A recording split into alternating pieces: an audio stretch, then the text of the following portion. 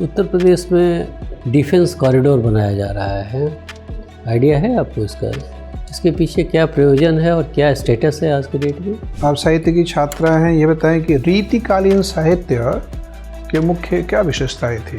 तो क्या चैलेंजेस आंगनवाड़ी की वर्कर फेस करती हैं और पिछले दिनों क्यों वो प्रोटेस्ट कर रही थी? स्वाति, पॉश क्या है? एनएसएस और स्काउट में क्या अंतर है?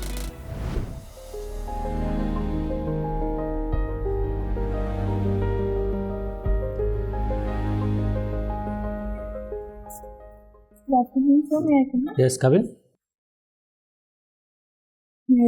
यस, बैठ जाए। अपना संक्षिप्त परिचय दें हमें। सर, मेरा नाम स्वाति जैन है। मैं उत्तर प्रदेश जिला ललितपुर की निवासी हूँ। मैंने अपनी 10th, 12th and graduation Lalitpur ज़िले से ही की है। ग्रेजुएशन में मैंने bachelor of art, history and political science subject से किया है। हॉबीज़ में मेरा painting, landscapes and experimental cooking है। इसके साथ ही अन्नपूर्णा सेवा संघ नामक एनजीओ और आंगनवाड़ी के साथ स्वैच्छिक और अनौपचारिक रूप से जुड़कर कार्य करने में मेरी रुचि है। स्वाति, ये बताएं, आप सिविल सेवा में जाना चाहती हैं, किसने आपको इंस्पायर किया सिविल सेवा में जाने के लिए? एज आई मैंशन्ड सर, मेरी मम्मा आंगनवाड़ी वर्कर है, तो बचपन से ही जब वो फील्ड वर्क पे जाती थी तो उनके जो सामाजिक जागरूकता कार्यक्रम हुए और मातृ समिति की बैठकें वगैरह हुई, उसमें मैं साथ में रहती थी। तो कहीं ना कहीं उस टाइम से ही मेरा लोगों से जुड़ाव बढ़ा। उनकी समस्याओं को मैंने ज़्यादा करीबी से देखा और उनको समझा। इस चीज़ ने मुझे मोटिवेट किया कि आगे चलकर मैं लोगों के लिए ही कुछ काम करूं ज़मीनी स्तर पे, जिससे कुछ बदलाव आ सके। ऐसे कार्य करने के लिए मैं मोटिवेट हुई। मान लीजिए आपको कहा जाए कि एक विज़न डॉक्यूमेंट बनाइए, जिसमें कि जो समस्याओं से आप उत्तर प्रदेश से आती है, उस उत्तर प्रदेश का ही एग्जाम्पल लें। आपको लगता है कि जो 3 या 4 प्रमुख समस्याएं हैं उत्तर प्रदेश के, उस विज़न डॉक्यूमेंट में उन समस्याओं का जिक्र हो और उसका समाधान आप कैसे करना चाहती हैं, तो आप क्या बोलना चाहेंगी? यदि मैं सर विज़न डॉक्यूमेंट बनाती हूँ तो सबसे पहले तो जिन समस्याओं को मैं संबोधित करूँगी उसमें मुख्य रहेगी महिला साक्षरता दर। उत्तर प्रदेश में यदि अभी 2011 के सेंसस के अकॉर्डिंग देखें तो 57% लिटरेसी रेट है, जो कि काफ़ी कम है। सर, सेकंड में कहूँ, इसमें ही महिलाई से संबंधित मैं एक और कहूँगी, क्राइम रेट जो बढ़ रही है उत्तर प्रदेश में महिलाओं के खिलाफ, उसको भी संबोधित करना चाहिए। सेकेंडली, जो उत्तर प्रदेश में मेनली समस्या है, या तो वो कृषि आधारित है या इंडस्ट्री जो है बहुत कुछ ही ज़िलों में सीमित रूप से हमें विकेंद्रीकृत देखने को मिलती हैं। तो इसके लिए जो हर ज़िले का एक एक उत्पाद है, हालांकि इसे वन डिस्ट्रिक्ट वन प्रोडक्ट के तहत उठाया भी जा रहा है, लेकिन ज़मीनी स्तर पर हमें उस उत्पाद के लिए जो हथकरघा और जो हैंडलूम इंडस्ट्रीज़ वगैरह हैं, इन चीज़ को प्रमोट करना चाहिए। थर्डली सर, सबसे मेन है जो उत्तर प्रदेश में यदि हम बुंदेलखंड एरिया की बात करें तो उस साइड जो जल संकट की समस्या देखने को मिलती है, तो उस पर यदि काम किया जाए तो उत्तर प्रदेश में जो हमें रीजनल डिस्पैरिटी देखने को मिलती है वो काफ़ी हद तक कम होगी, और जो अलग अलग डिवीज़न विकास में पिछड़े हुए हैं तो समावेशी विकास उससे हो सकता है। चलिए, बहुत अच्छा है। उत्तर प्रदेश में डिफेंस कॉरिडोर बनाया जा रहा है। Yes sir. आइडिया है आपको इसका? Yes sir. इसके पीछे क्या प्रयोजन है और क्या स्टेटस है आज के डेट में? सर, इंडिया में जैसे कि मुझे याद है 2 डिफेंस कॉरिडोर का प्रस्ताव रखा गया है। उसमें एक उत्तर प्रदेश में आता है। उत्तर प्रदेश के 6 जिलों को इसमें सिलेक्ट किया गया है। और डिफेंस कॉरिडोर बनाने के पीछे सबसे मेन उद्देश्य है कि जो डिफेंस इक्विपमेंट्स हैं उनके निर्माण में हम आत्मनिर्भर बनना हमारा उद्देश्य है। और यदि इसके स्टेटस की बात करें तो सर, कानपुर में प्रोडक्शन स्टार्ट भी हो चुका है। एंड क्या प्रोड्यूस कर रहे हैं कानपुर में, जानकारी है आपको? सर, एग्जैक्ट जानकारी नहीं है, शायद गन्स प्रोड्यूस कर रहे हैं। और झांसी और अलीगढ़, आगरा साइड जो है, यहाँ पे लैंड संबंधित जो भूमि अधिग्रहण प्रक्रिया है वो पूरी हो चुकी है। संभावित है कि झांसी में 2025 से जो मिसाइल टेक्नोलॉजी है मिसाइल्स का निर्माण स्टार्ट हो जाएगा। बहुत अच्छा, धन्यवाद। स्वाति, आप साहित्य की छात्रा हैं, ये बताएं कि रीतिकालीन साहित्य के मुख्य क्या विशेषताएं थी? सर, रीतिकालीन साहित्य वैसे तो हमें 3 तरीके से देखने को मिलता है, रीतिबद्ध, रीति सिद्ध और रीति इतर। तो इनमें अलग अलग विशेषताएं देखने को मिलती हैं। यदि हम मोटे तौर पे देखें तो रीतिकालीन साहित्य एक परंपरा के आधार पे, जो लक्षण ग्रंथ परंपरा है उसके आधार पे हमें रचना देखने को मिलती है। ये रीतिबद्ध पे विशेष प्रकाश डालें। यस सर, ये रीतिबद्ध परंपरा, रीतिबद्ध में इस परंपरा को ज़्यादा फॉलो किया गया है, जहाँ लक्षण ग्रंथ परंपरा देखने को मिलती है। क्या होता है लक्षण ग्रंथ? सर, लक्षण ग्रंथ परंपरा होता है कि जो हमारे ग्रंथों में जो श्लोक या सिद्धांत दिए जाते हैं, उनका उदाहरण के साथ सरल अर्थों में काव्य के रूप में जो कवि हैं वो समझाने का प्रयास करते हैं। एक उदाहरण बताइए। सर, रीतिबद्ध परंपरा में केशव दास जी का उदाहरण है। उद्धृत कर पाएंगे आप? सर, अभी याद नहीं आ रहे हैं। चलिए ठीक है, तो एक तो ये हुआ कि पुरानी चीज़ों को की व्याख्या करते हैं। और सर, और यदि हम देखें तो श्रृंगारिक प्रधान कविताएं भी हमें रीतिकालीन में दिखी, क्योंकि इसका मेन कारण ये था कि वो राजा महाराजा के टाइम का काल था, तो कहीं ना कहीं उनके आनंद मनोरंजन के उद्देश्य से लिखी गई हैं, जो कि हमें बिहारी के काव्यों में देखने को मिलती हैं। बिहारी का जैसे हम एग्जाम्पल दें, कहट नतट रिजत खिजत मिलत खिलत लजियात करें भवन में नैना सो बात, तो ये बिहारी का एग्जाम्पल है। इसके अलावा यदि हम आगे बढ़ते हैं तो रीति इतर काव्य हमें बिल्कुल अलग दृष्टिकोण देता है। रीति इतर औपचारिक रूप से किसी भी रीतियों को नहीं मानता है, और इसमें यदि हम घनानंद को विशेषकर देखें तो इन्होंने जो सहज भावात्मक अभिव्यक्ति है वो अपने काव्यों से पेश की है। ठीक है, ये बताइए कि ललित कला का क्या मतलब होता है? ललित कला का अर्थ किसी भी रचनात्मक और क्रिएटिव आर्ट से होता है, जो कि आर्ट तो सारा क्रिएटिव ही होता है। सर, एग्जैक्टली मुझे नॉलेज नहीं है, सॉरी सर। ललित कला को अंग्रेजी में फाइन आर्ट भी कहते हैं, जो कि आप पेंटिंग भी करती हैं, तो क्या ललित चित्रकला एक ललित कला है? सर सॉरी सर, मुझे कोई बात नहीं। ये बताएं कि खेल रत्न पुरस्कार और अर्जुन पुरस्कार में क्या अंतर है? किसको खेल रत्न दिया जाता है, किसको अर्जुन पुरस्कार दिया जाता है? सॉरी सर, एग्जैक्टली नॉलेज नहीं है। अभी हाल फिलहाल में खेल रत्न पुरस्कार 1-2 दिन पहले किसी को दिया गया है। Sorry sir. आप अखबार नियमित रूप से पढ़ती हैं? कौन सा अखबार? Sir, Indian express and Dainik Jagran. Indian express का संपादक कौन है? सर, नॉलेज नहीं है। दैनिक जागरण के? Sorry sir. कोई बात नहीं, ठीक है, धन्यवाद। Swati, yes ma'am. आपने अपनी हॉबी में पेंटिंग लैंडस्केप्स लिख रखा है, तो लैंडस्केप्स क्या होते हैं? मैम, लैंडस्केप का यदि हम अर्थ देखें तो भूदृश्यों के रूप में लिया जाता है। किसी भी प्रकार के भूदृश्य जिसमें मूलतः प्राकृतिक दृश्यों का वर्णन होता है, झरना, तालाब, पहाड़, बीच, मरुस्थल आदि, उसको लैंडस्केप में लेते हैं। ये कैसी पेंटिंग है? मैम, ये एब्स्ट्रैक्ट आर्ट में आएगी। एब्स्ट्रैक्ट आर्ट में आएगी। ये क्या है? ये किस तरह का आर्ट होता है एब्स्ट्रैक्ट आर्ट? मैम, ये लैंडस्केप का ही एक फॉर्म होता है एब्स्ट्रैक्ट आर्ट, बट लैंडस्केप में जो प्राकृतिक रूप में जो वस्तु जिस कलर से होती है लगभग उसी दृश्य को हम दिखाते हैं। एब्स्ट्रैक्ट आर्ट में हम अपने मन के अकॉर्डिंग और जिस हिसाब से हमें कलर करना होता है कई रंगों के संयोजन से करते हैं। कोई पेंटर का नाम आप बताएं, फेमस पेंटर का जो कि लैंडस्केप पेंटिंग करते हैं? जैमिनी रॉय, ठीक है, ये करते हैं, और राजा रवि बर्मन की भी लैंडस्केप काफ़ी अच्छी पेंटिंग्स में आती है। ठीक है, ये बताइए, आपकी माता जी आंगनबाड़ी से भी जुड़ी रही है ना, और आपने भी अपना कुछ ना कुछ सहयोग उधर दिया ही है, जुड़ी रही हैं एनजीओ से।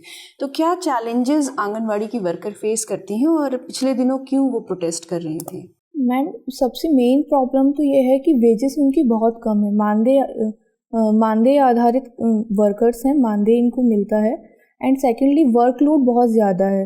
तो पिछले दिनों की यदि प्रोटेस्ट की बात करें तो मुख्य मुद्दा यही रहा है कि उनको नियमित सैलरी के आधार पर रखा जाए और वर्कलोड भी उनका कम किया जाए। इसके अलावा यदि हम और इशूज़ की बात करें तो सिक्योरिटी सबसे मुख्य मुद्दा आता है, क्योंकि उनको गृह भ्रमण और ज़मीनी स्तर पे कार्य करना होता है। तो उसमें जो कहीं ना कहीं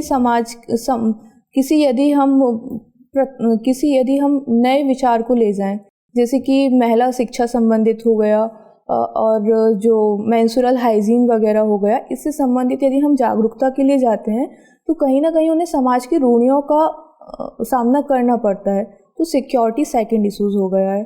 थर्ड इशू मैम मुझे लगता है इंफ्रास्ट्रक्चर। तो आपको कैसे लगता है सिक्योरिटी कैसे इंश्योर करेगी सरकार? रूढ़िवादिता से बाहर निकलना तो इतना आसान नहीं है, ये एक लॉन्ग टर्म प्रोसेस है ना। तो ये इस तरह का डिमांड तो मतलब नो मैम, इसका एक हो सकता है, अभी होता क्या है कि हर आंगनवाड़ी वर्कर को अलग अलग जाके अकेले ही गृह भ्रमण के लिए बस एक वर्कर जाती है। क्या रोल है आंगनवाड़ी वर्कर का चाइल्ड डेवलपमेंट में और मैटरनल हेल्थ में? यस मैम, चाइल्ड डेवलपमेंट के लिए जो एक तो एजुकेशन में है, प्री प्राइमरी एजुकेशन इसका मेन फोकस है। सेकंड जो day by day health trekking है बच्चे की, वो करते हैं। थर्डली ICDS क्या है? ICDS मैम, ICDS स्कीम के तहत ही आंगनवाड़ी केंद्रों को लाया गया है। ये इंटीग्रेटेड चाइल्ड डेवलपमेंट स्कीम है जिसमें mainly pre primary education, health and nutrition पे आधारित जो बच्चे के विकास है उसको बढ़ावा दिया गया है। और ये पोषण अभियान क्या है? मैम पोषण अभियान ICDS स्कीम के तहत ही आता है। इसमें बच्चों को पोषक खाद्यान्न की उपलब्धता का प्रावधान किया जाता है। कोई एक पोषक खाद्यान्न का नाम बताएं। मैम जैसे यूपी में हमारे साइड चलता है तो न्यूट्रीफाइड ऑयल आता है एंड दलिया आता है। फोर्टिफाइड राइस नहीं है? फोर्टिफाइड राइस नहीं है अभी, वो PDS के थ्रू आता है। PDS के थ्रू। धन्यवाद। स्वाति, आपके डैफ को देख के पता चलता है कि आप एंटी रैगिंग कमेटी से भी संबंधित रही हैं। यस इंडिया में नेशनल एंटी रैगिंग हेल्पलाइन क्या है? सर, रैगिंग को रोकने के लिए इंडिया में एंटी रैगिंग वो एक नंबर है, डेजिग्नेटेड नंबर, जानती हैं क्या है वो नंबर? सर एग्जैक्टली याद नहीं है, 18 कुछ, सॉरी। ठीक है, कोई बात नहीं। रैगिंग एक समय पे बहुत बड़ा इशू था कॉलेजेस और यूनिवर्सिटीज़ में, और जब से हमने प्रोविजंस बनाए हैं इसकी रोकथाम के लिए, रैगिंग की जो कंप्लेंट्स हैं उनमें गिरावट देखी गई है। स्टूडेंट्स के लिए रैगिंग से ज़्यादा बड़ी प्रॉब्लम आज की डेट में सुसाइड्स है। जो बच्चे तैयारी कर रहे हैं कॉलेजेस में एडमिशन के लिए, वो हॉस्टल्स में सुसाइड कमिट कर रहे हैं, और कुछ बच्चे ऐसे भी हैं जो सिलेक्शन के बाद भी सुसाइड कमिट कर लेते हैं। तो बहुत प्रिसाइजली बताइए कुछ ऐसे पॉइंट्स कि क्या कारण है बच्चे सुसाइड क्यों कमिट करते हैं? सर रैगिंग के अलावा जो रीजंस हैं उनको बताइए। सर सबसे पहले तो बच्चे पर पढ़ाई का प्रेशर होना, उसके कारण सुसाइड करते हैं। इसका एग्जांपल हम कोटा इंडस्ट्रीज या कोटा कोचिंग सेंटर से देख सकते हैं। सेकेंडली सर, मुझे लगता है कि कॉलेज लाइफ में बच्चे इंडिपेंडेंट्स हो जाते हैं, और यदि इसमें हम गर्ल्स के सुसाइड की बात करें तो कहीं ना कहीं गर्ल्स के सुसाइड के मामले इसमें देखने को मिलते हैं। थर्डली सर, जो बच्चे पे जो फाइनेंशियली वीकर सेक्शन से बच्चे आते हैं उन पे एम्प्लॉयमेंट का ज़्यादा प्रेशर रहता है कि पढ़ाई करने के बाद ही उनकी नौकरी लग जाएगी, और कभी कभी ऐसा होता है कि नौकरी नहीं लग पाती है तो बच्चे वो प्रेशर में आके भी सुसाइड कर लेते हैं। ठीक है, क्या आपको लगता है कि सोशल मीडिया का भी कोई नेगेटिव इन्फ्लुएंस है इन ये जो सारी एग्जिस्टिंग प्रॉब्लम्स है इनको और एग्रेवेट करने के लिए? सोशल मीडिया भी रिस्पॉन्सिबल है? यस, सोशल मीडिया भी रिस्पॉन्सिबल है इन सब के लिए। इसको सबसे पहला तो जो सोशल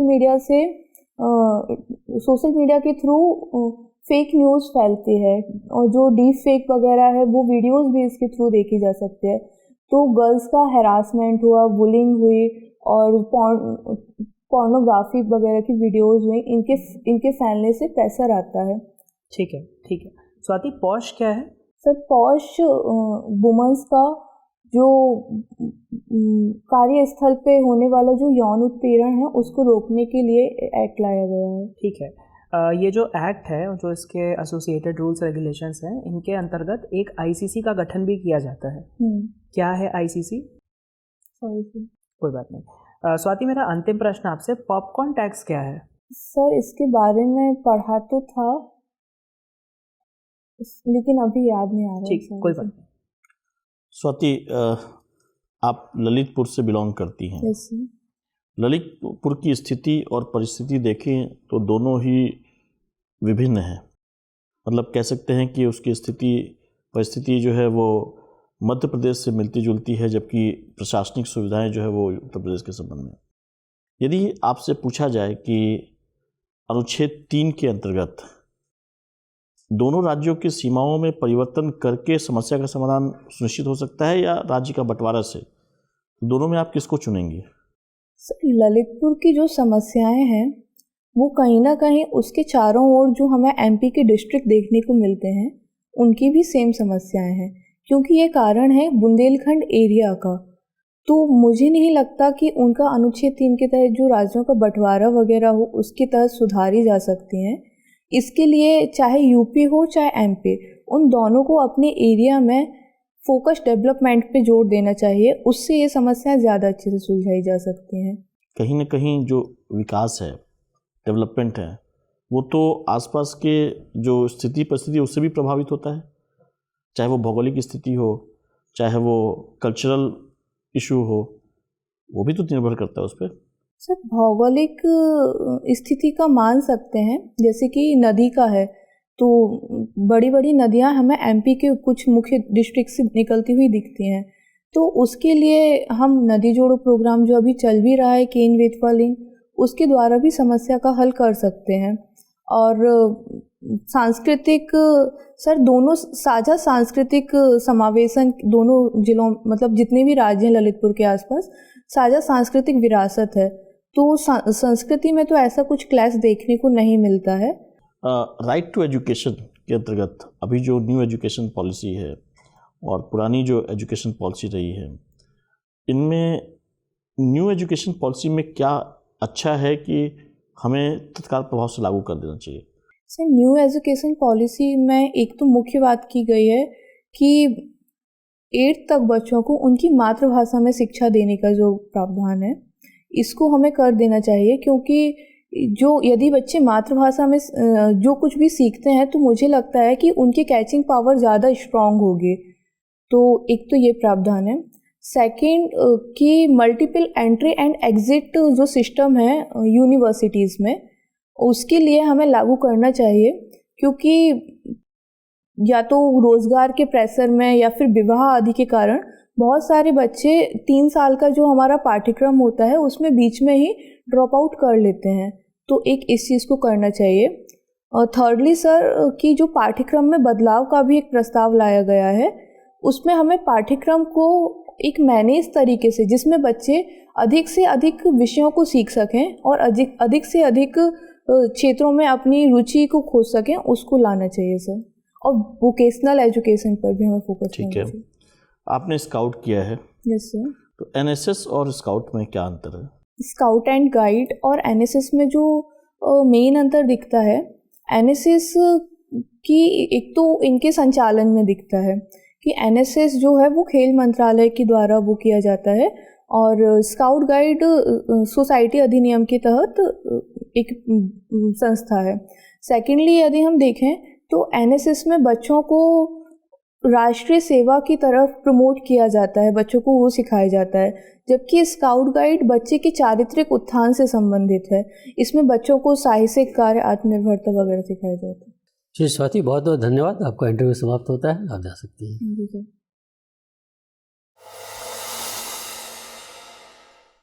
बैठ जाइए स्वाति।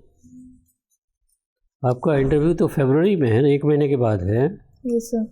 वक्त काफ़ी है आपके पास। कौन सा अटेम्प्ट है आपका ये? सर 3rd अटेम्प्ट है, first interview. First mains and first interview. कैसा रहा अनुभव आज का आपका? सर फैक्चुअल क्वेश्चंस में वो रह गया है और न्यूज़पेपर तो मैंने सोचा भी नहीं था, प्रकाशक का नाम भी देखना होगा।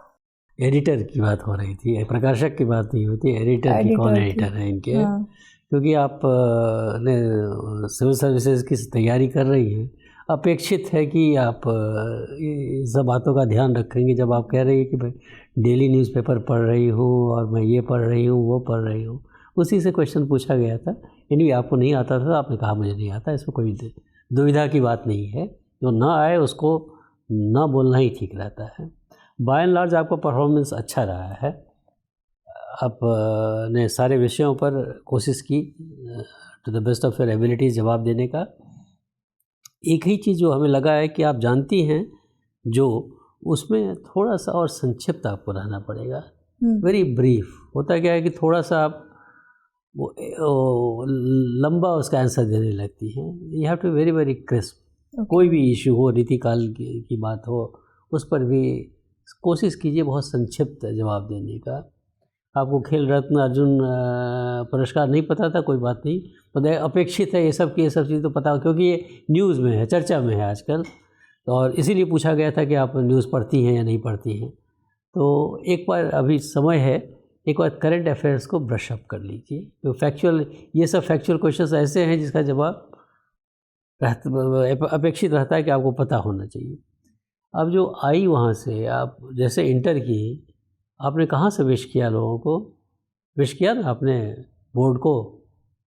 कहाँ खड़ी हो गए आपने विश किया? Sorry sir. मैं बता रहा हूँ कि ऐसी गलती मत दोहराइएगा। जब आप इंटरव्यू के लिए जाएंगे तो जो गलती आज आपने की है वो गलती नहीं कीजिएगा। नज़दीक आ जाइए, सबके सामने रहिए, तब विश कीजिए। और उसके बाद बोलने की ज़रूरत नहीं है मैं सिट, मैं स्टैंड, कुछ नहीं, खड़े रहिए। अपनी चेयरपर्सन जो भी होंगे वो कहेंगे कि आप बैठ जाओ। आप you did not take any permission for anything, you wish and stand near the chair। उसके बाद वो आपको बताएंगे, तो फिर आप बैठ जाइएगा, उसका थैंक्स बोलिएगा, ठीक है ना। तो वो चीज़ जो है, एक इम्पॉर्टेंट जो खटका हमें वो यही लगा, क्योंकि आपका एंट्रेंस जो होना, एंट्री जो होना चाहिए ना, स्मार्ट एंट्री होनी चाहिए। Okay sir. वो उस पर ध्यान रखिएगा, एंट्री आपकी स्मार्ट हो। सुसाइड का जो हम लोग जिक्र कर रहे थे, तो वो थोड़ा हमें लगा कि थोड़ा मेंटल हेल्थ पर आप चर्चा करती तो थोड़ा सा ज़्यादा समझ में आती बात, क्योंकि मेंटल हेल्थ एक बहुत इंपॉर्टेंट इशू है रिलेटिंग टू सुसाइड। तो वही थोड़ा सा क्रिस्प रहिएगा ना, तो बहुत सारा आप कर पाइएगा। आपकी माता जी आंगनबाड़ी में काम करती हैं, तो आंगनबाड़ी से जो संबंधित जो न्यूट्रिशनल जो इश्यूज़ हैं, उसमें पूरी क्लैरिटी होनी चाहिए। पॉइंट वाइज लिख लीजिए आप कि अगर कोई मुझसे पूछता है तो मैं ये सब बात मैं करूँगी।